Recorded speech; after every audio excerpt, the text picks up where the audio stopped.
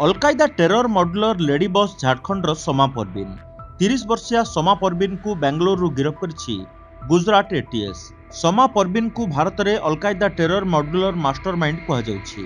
प्रथम अलकायदार 4 जन आतंकवादी को गिरफ्त करबा परे खोलिथिला समा परवीन गुमर। इलेक्ट्रोनिक्स डिवाइस रु समा परवीन पाकिस्तान लिंक नहीं खुलासा होइछि। इंस्टाग्राम अकाउंट रे युवकंक ब्रेन वॉश करा जाउथला। भारत में सरिया नियम लागू करबा नहीं चर्चा करुथिले। गणतंत्र शेष करबा नहीं उत्सुक आइबा भली संदेश नहीं युवकों को भड़ाउथिले। जुलाई 22 तारिख में गिरफ होइतिबा 4 जन आतंकवादी एक इंस्टाग्राम अकाउंट सह संपर्क करथिले। यह अकाउंट रे अनेक फॉलोअर्स रहितबा बेले यहाकु समा परवीन चलाउथला। देश में धर्म आधार में हिंसा बढ़ाइबा तार मुख्य उद्देश्य थिला।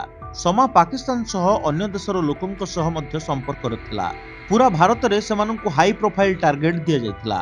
बेंगलोर रे रहुतबा समार सोशल मीडिया अकाउंट लंबा समय धरी सुरक्षा एजेंसी राडार रे रहितला।